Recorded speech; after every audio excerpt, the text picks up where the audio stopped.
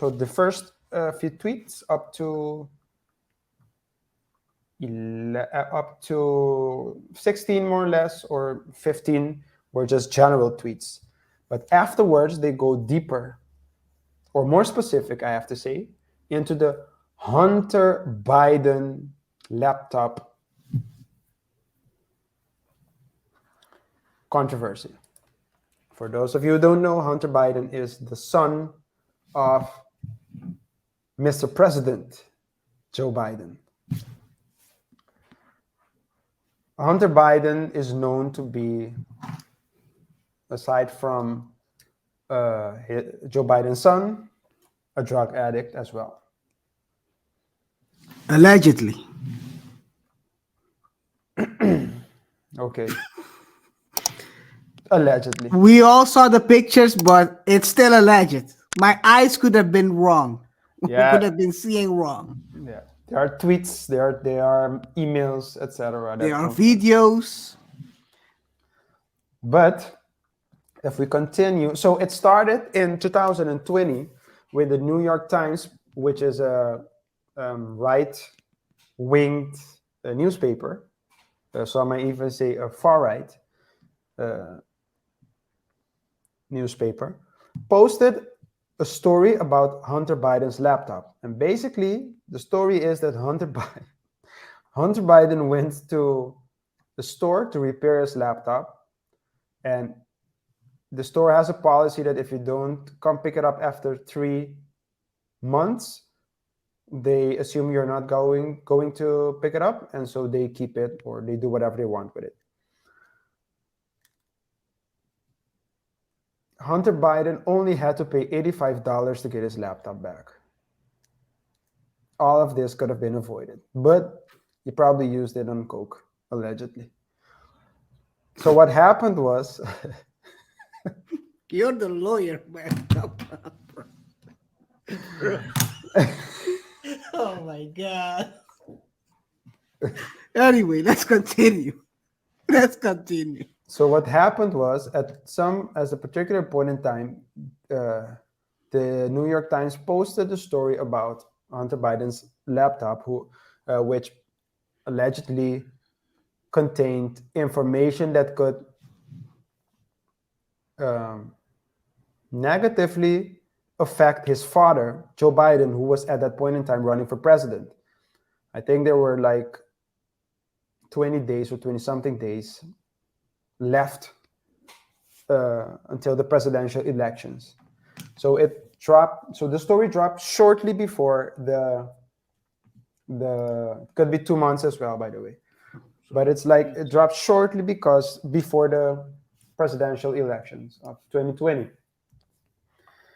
And basically, the owner of the laptop shop informs the authorities that he had the laptop, and shortly thereafter, or shortly after, he received a subpoena, I think, to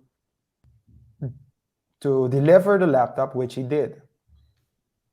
But what he also did was, apparently he made copies and he sent it to Rudy Giuliani's attorney. And so during that time, right before the election, we could see the left media trying to suppress that story, trying to make it not important. Trump was interviewed, I believe it was 60 minutes or 60 minutes. And when he mentioned the laptop, the interviewer said, yeah, but that's not confirmed. Basically brushing it off. They didn't want to talk about it.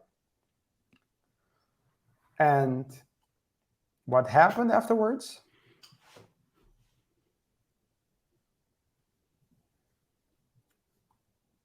Joe Biden got elected. 2 years later, which is basically now, the Republicans gain control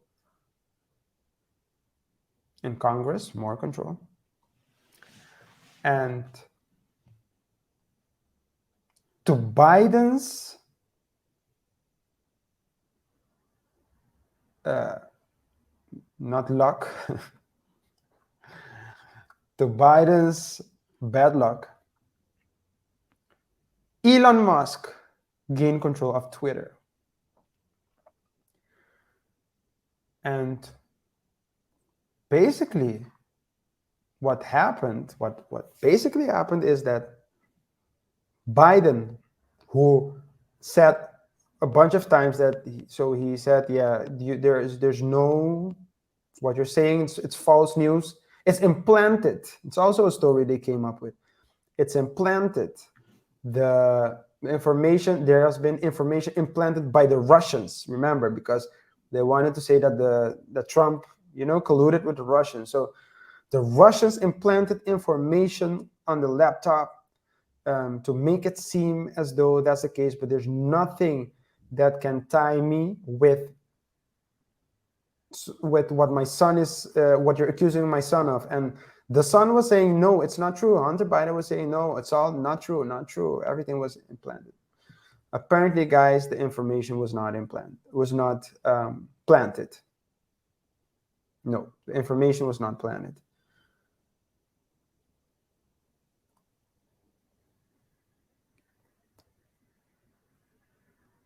There's evidence, and I will say allegedly for KR, that Biden allegedly, just to keep it short, helped for his son. So his son was a board member or member of the supervisory body of a Ukrainian company, was being investigated by the Ukrainian prosecutor's office, and Joe Biden, acting as vice president during that time, that was 2015 or 2016. So it was got the man fired from his job.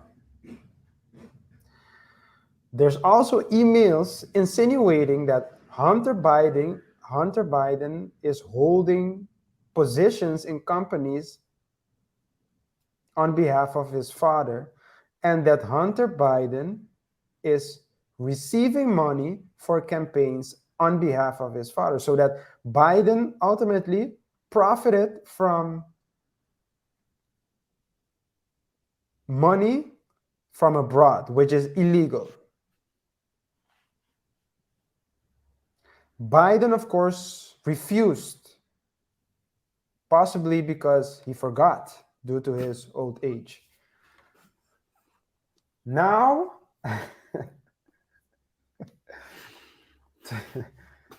Twitter, with the Twitter page, now to get back to the Twitter, the Twitter files. It appears that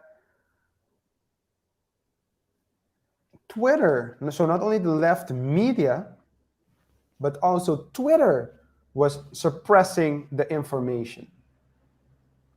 And it started, we can start at 18, where it says that Twitter took extraordinary steps to suppress the story, removing links and posting warnings that it may be unsafe. They even blocked transmissions. The White House spokeswoman, who was at that time Kayleigh McEnany, I hope I'm pronouncing her name right, was locked out of her account for tweeting about the story. So for tweeting about the story. So of course they asked Twitter, why would you do that? Could you please take a closer look? And the answer they received, and you can check it out in number 21. Basically, thanks for reaching out to us. Per checking, the user was bounced by site integrity for violating our hacked materials policy. Okay. But many people, including Jack Dorsey himself said, hey, but this something is not right here.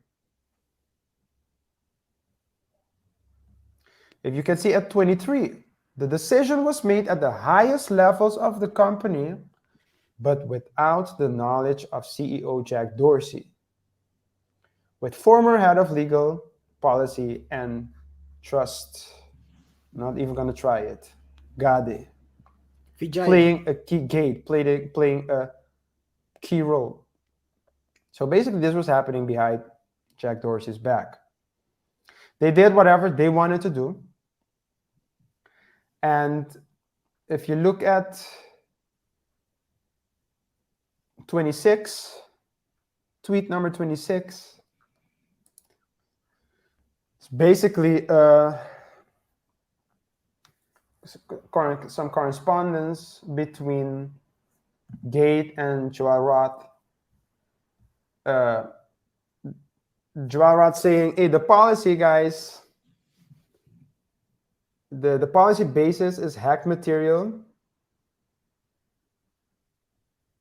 As discussed, this is an emergent situation where the facts remain unclear, given the severe risks here and lessons of 2016 were erring on the side of including a warning and preventing this content from being amplified. And Gate was like, okay, what is the warning that will come up? And Roth then answers, when you click the link, you'll see the generic unsafe URL message. Not ideal, but it's the only thing we have. So, in other words, Twitter received pushback for blocking the messages. Instead of saying, okay, we're not going to block it, what they did was they put the unsafe message to scare people off from going to the site to watch the article. Because, of course, if you click a link and they tell you it's unsafe, you think, of course, of spam, of malware, of all those things. Yeah.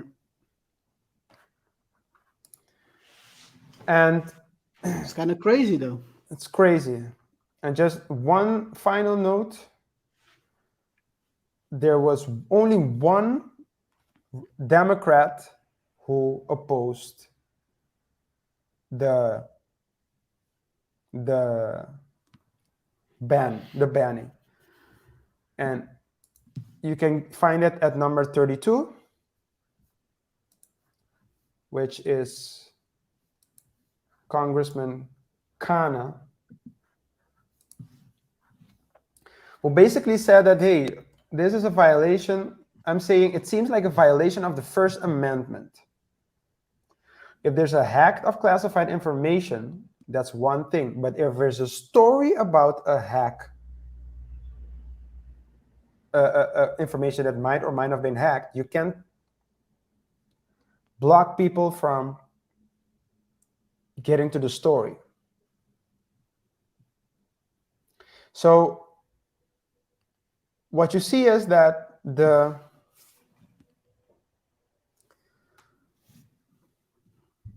only one Democrat actually opposed the Hunter Biden files. But at the end of the day, even if it comes out now, and the information is coming out now, it doesn't really affect what already happened. Because what would have happened if the information had not been censored and people would have gotten their hands on the information? Maybe the votes would have turned out differently.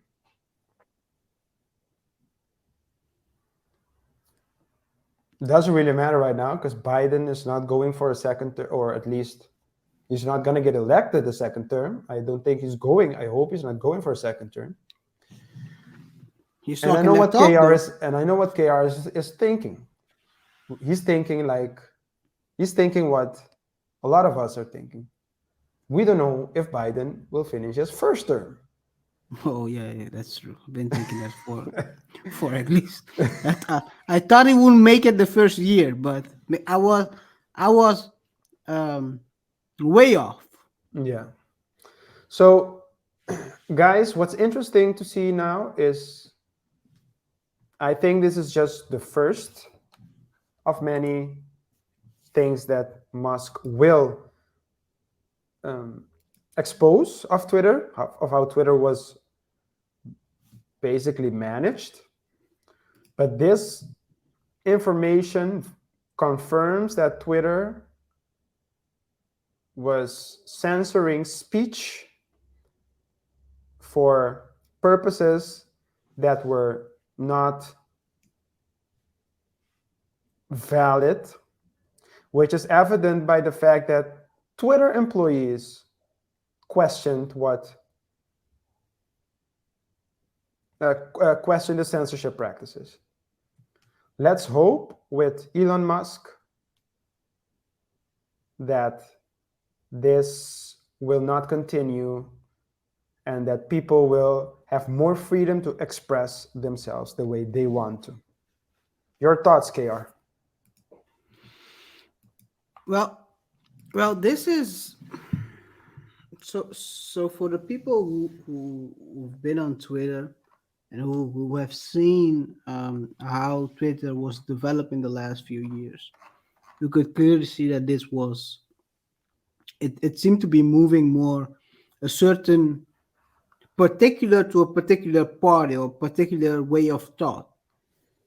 You would see more and more people from the counter party.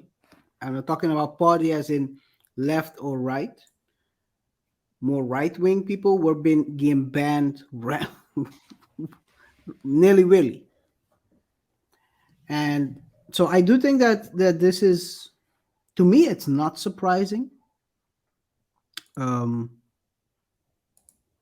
the question is, how big is this scandal actually? That's how Yeah. it's if they have a point two. I mean, for in general, if you look at the whole Hunter Biden story, this is a specific one. Um, it was it there were some talks in the hallway, as they say. You could hear people talk about this stuff happening. Yeah. The Hunter Biden story not really getting any traction on Twitter. Shit, stuff being blocked, like I said, spam. Initially you couldn't even send it. Indeed, um, and this is and the bigger question here is, I think it's also mentioned here in I'm not sharing the in this specific tweet. Complaining tech has grown so big that they can't even regulate themselves, so government may need to intervene. Mm. The question I think that has to be asked here is, I'm not talking about intervention, but the question is, as they always say, power corrupts absolutely. Can you trust organizations with people in them? Because people are always biased. Well, no matter they no, let me rephrase that. Not going down the Kanye road. People tend to be biased towards certain ways of thinking, and they will try to, definitely in this day and time, people don't like to hear. They want to stay in their own bubble. They don't want to hear other thoughts. They don't want to expand their mind and learn new things. They just want to stay in their bubble, which is to me kind of crazy, but that's not me. You be my guest. I mean, if that's the way you want to live, I think it's okay. But people want to stay in their bubble, and you gotta ask yourself, like I said, do we want to trust? Is it possible that what people call misinformation. Sometimes it's not really misinformation, but biased. Um, I think they call it. How do they call it? Fact checkers. Can fact checkers be biased towards? Are they really fact checking, or are they fact checking to a certain lens? Yeah. That's the bigger question here. Yeah. Well, I always say who. I've been saying this for years. When they introduce the fact checking stuff, who's gonna fact check the fact checker? Yeah. I think they have that system in the accountancy where other accountancy firms have to audit each other so that it stays fair in a sense. But if there is no such thing as that for the fact checkers, basically any fact checker can fact check whatever through whatever lens they think is correct. And they, instead of giving you fact check information, they will give you censored or whatever is going through their lens. Yeah.